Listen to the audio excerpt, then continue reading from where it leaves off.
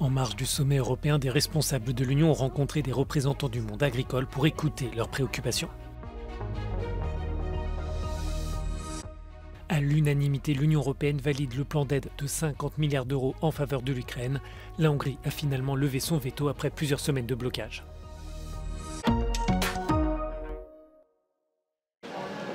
La réunion s'est organisée de façon impromptue.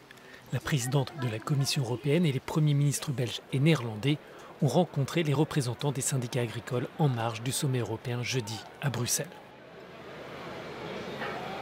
Un peu plus tôt dans la journée, environ 1 millier de tracteurs avaient convergé vers le Parlement européen. Les agriculteurs ont manifesté pour réclamer davantage de moyens afin de pouvoir vivre de leur production. Ils dénoncent aussi le pacte vert européen qui entraîne des normes environnementales plus strictes selon les professionnels. We had a very constructive, a very good meeting. We listened to the main complaints and worries and concerns of the farmers. It's very important that we find common solutions. We share the goals, for example, the protection of nature, because we all live in nature and with nature, and the best ambassadors for nature are the farmers themselves. Les agriculteurs dénoncent la charge administrative liée à la politique agricole commune et au pacte vert. Ils insistent aussi sur la chute des prix du blé et des céréales. Le Premier ministre belge, dont le pays assure la présidence semestrielle du Conseil de l'Union, assure vouloir faire de l'agriculture une question prioritaire.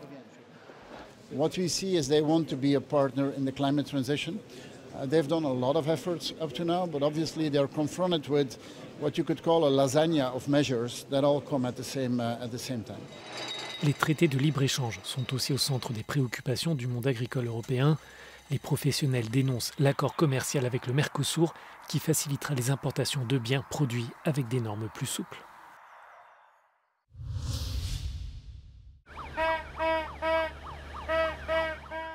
Les deux principaux syndicats agricoles français, la FNSEA et les jeunes agriculteurs, ont appelé jeudi à la fin des blocages dans tout le pays. Cette décision fait suite aux annonces du Premier ministre Gabriel Attal qui a dévoilé une nouvelle série de mesures. Parmi elles, des aides financières, 150 millions d'euros destinés aux éleveurs et 2 milliards d'euros pour accorder des prêts aux nouveaux agriculteurs. Gabriel Attal a également annoncé qu'il n'y aurait pas de nouvelle interdiction de pesticides sans solution, alors que les agriculteurs français dénoncent des réglementations en la matière plus strictes en France que dans les pays voisins. Dès lundi, on va se mettre au travail dans les préfectures, dans les ministères, pour aller travailler tous les points qui ont été annoncés, pour aller voir comment on les met en application, comment on fait pour que ça se concrétise réellement sur le terrain. Le Premier ministre français a aussi rappelé que la France restait opposée à la signature du Mercosur, l'accord de libre-échange entre l'Union européenne et plusieurs pays d'Amérique du Sud.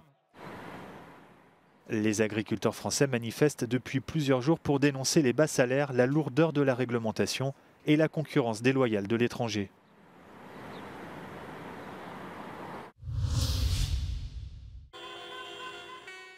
En Grèce, dans la ville de Thessalonique, ce ballet de tracteurs traversant bruyamment les rues du centre-ville marque l'entrée dans la danse des agriculteurs grecs pour une justice alimentaire.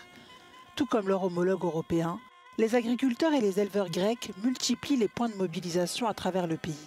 Les annonces gouvernementales ne parviennent pas à calmer la colère du secteur. Ce jeudi, 300 tracteurs ont fait irruption au salon de l'agriculture de Thessalonique. Les revendications des agriculteurs grecs sont proches de celles de leurs collègues européens. Ils dénoncent la nouvelle politique agricole, qui a entraîné, selon eux, une concurrence déloyale. Μας μιλάνε παράδειγμα στην Ευρωπαϊκή Ένωση για την πράσινη ατζέντα, αλλά βλέπουμε να γίνονται ασίδωτες εισαγωγές προϊόντων από τρίτες χώρες χωρίς κανέναν έλεγχο, χωρίς κανένα φυτοϊγειονομικό έλεγχο.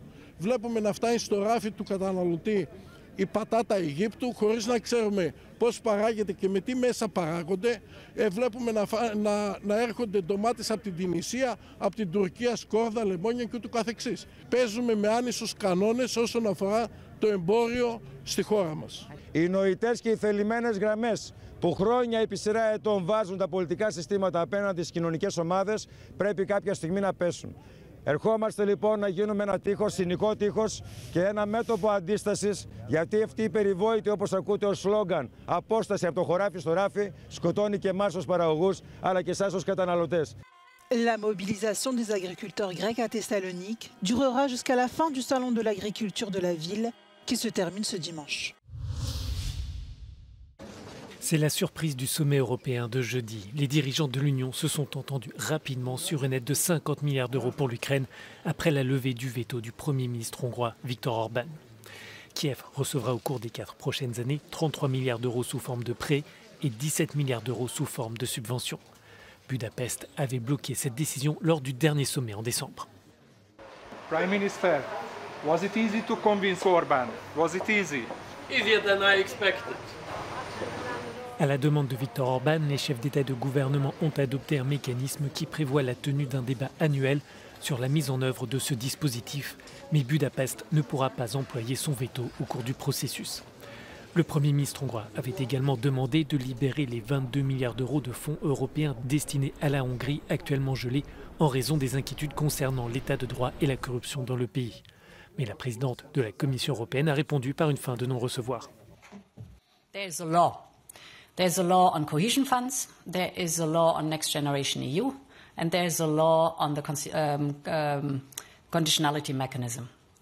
And these laws have nothing to do with the Ukraine facility and the mid-term review.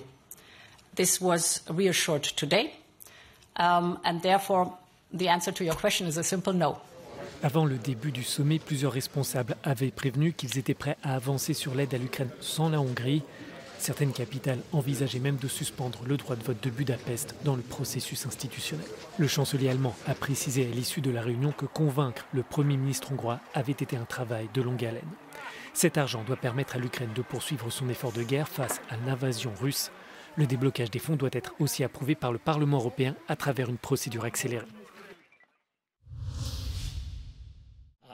Après l'accord des 27 pays européens d'une aide de 50 milliards d'euros à l'Ukraine, jusque-là bloquée par la Hongrie, c'est le soulagement pour l'Ukraine. Volodymyr Zelensky s'était exprimé en visioconférence face aux dirigeants européens lors du sommet dédié à l'Ukraine.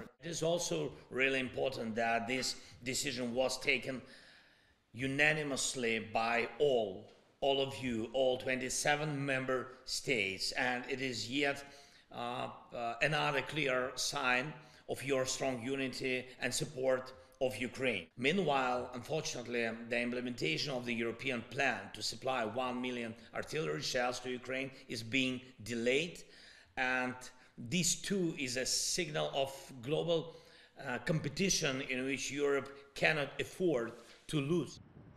Dans la capitale ukrainienne, cette annonce de l'aide financière finalement accordée est également un soulagement pour certains habitants. Я вважаю важливо, тому що без фінансової допомоги неможливо буде далі продвинути ситуацію. Pendant la tenue du sommet à Bruxelles, une cinquantaine d'Ukrainiens s'est rassemblée devant le Conseil européen pour réclamer l'interdiction d'importation du gaz et de l'aluminium en provenance de la Russie. I would rather put a message not to Viktor Orban but to other European leaders that they have to rewrite the treaty. They have to take away the veto power from such countries. L'aide européenne destinée à l'Ukraine se compose de 33 milliards de prêts et 17 milliards de dons pour une durée de 4 ans. Un appui dont Kiev a besoin pour maintenir son économie à flot. Le Monténégro est devenu un havre de paix pour près de 100 000 Russes et Ukrainiens qui y vivent en harmonie. Depuis le début de l'offensive russe en Ukraine, ils sont de plus en plus nombreux à trouver refuge dans ce petit pays des Balkans qui compte environ 600 000 âmes.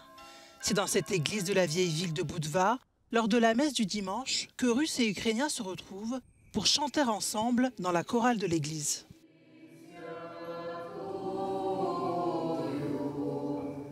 Oni ovdje osjećaju zaista da je to njihov dom i te sve neke razlike koje postoje među ljudima se ovdje, da kažemo, pomiruju u tom smislu. Svi se mole i ljudi, nikome ne odgovara ovaj rat i na ovoj i na onoj strani, svi se mole da dođe mir i zato se i ovdje okupljaju u ovom svetnom hramu.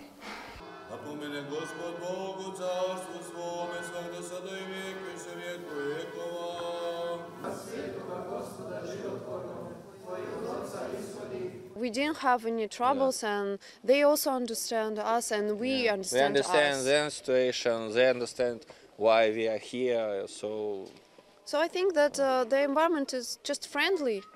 Le climat méditerranéen et la culture orthodoxe sont des facteurs qui ont rendu le Monténégro attractif pour les Russes et les Ukrainiens. Both Russians and Ukrainians who now live in Montenegro, far from their homes and hostilities in their countries, pray together for peace in this Church of Holy Trinity. In Budva, Montenegro, for Euronews, Borian Jovanovski. Sous la pression de plusieurs pays occidentaux, le Kosovo a finalement suspendu l'interdiction des transactions en dinars serbes, alors que 120 000 Serbes vivant au Kosovo utilisent cette monnaie. En janvier dernier, la Banque centrale de Pristina avait annoncé qu'à partir du 1er février, seul l'euro serait autorisé pour les paiements en espèces et les paiements électroniques dans le pays. Le gouvernement kosovar s'engage à mettre en place des périodes de transition pour que les citoyens puissent s'adapter à ce changement de monnaie, tout en précisant que seul l'euro reste la monnaie officielle.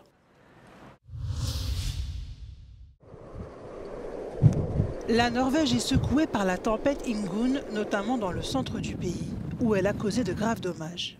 Plusieurs bâtiments ont subi d'importants dégâts par des violentes rafales de vent accompagnées de pluies battantes.